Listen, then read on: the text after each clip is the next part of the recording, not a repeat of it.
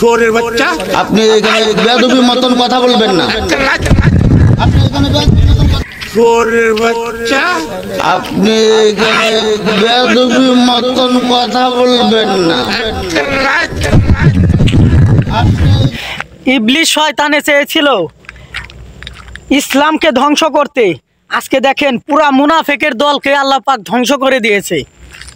এরা আলেম ওলামাদেরকে মাহফিলে কথা বলতে দিত না, সুদের বিরুদ্ধে, ঘুষের বিরুদ্ধে, এবং আমাদের আল্লামা সাইদি হুজুর সহ যে হুজুরদের বিরুদ্ধে মিথ্যা মামলা এবং তাদেরকে আপনার জুলুম করতেছে সেগুলোর বিরুদ্ধে কথা বলতে গেলেই দেখা যাইতো যে আপনার এই নাস্তিকের দলগুলা মাহফিলের মধ্যে এইভাবে আক্রমণ চালাইতো।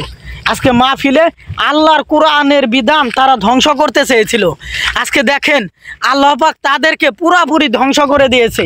আমার মনে হয় না 50 বছরে এই চুরের দল ক্ষমতায় আসতে পারবে। কারণ যারাই বাংলাদেশে চুরের দলের সাপোর্ট গাইবে মুনাফেকের বাচ্চাদের, আমার মনে হয় তাদের আইনের আওতায় এনে শাস্তির ব্যবস্থা তাৎক্ষণিক করা উচিত। আজকে দেখেন পুরা দেশটাকে ধ্বংস করে ফেলাইছে। আজকে যেই টাকা পাচার করছে নিজেদের ক্ষমতা ধরে রাখার জন্য, এই যে শেখ হাসিনা 500 কোটি টাকা মেরে দিয়েছে।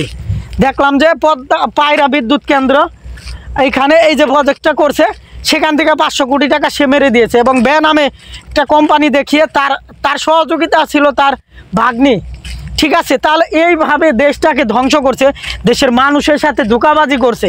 যে টাকা দেশ থেকে এই গত 15-16 বছরে তারা সরিয়েছে, পাচার করেছে, সেই টাকা দিয়ে বাংলাদেশ সিঙ্গাপুর, মালয়েশিয়ার চাইতে বেশি এগিয়ে নিয়ে যাইতো, এবং দেশের প্রত্যেকটা মানুষের কর্মসংস্থান হইতো, অর্থনৈতিক স্ট্রং থাকতো। আমরা দেশের মানুষের পরিশ্রম করে অভ্যাস আছে, গার্মেন্টস ফ্যাক্টরিতে কাজ করে, প্রবাসে যাচ্ছে, শিক্ষিত সমাজগুলো কাজ করলে এই দেশ আপনার সোনা দিয়ে মোড়ানো যাইতো, সেই দেশটাকে ধ্বংস করছে।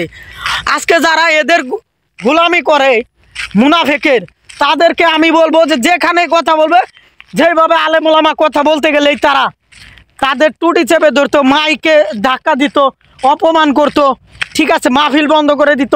যেভাবে মুনাফেকের বাচ্চারা যেখানে কথা বলুক সেখানেই তাদেরকে ধরে শাস্তির ব্যবস্থা করা হবে এবং আইনের আওতায় তুলে দেওয়া হবে।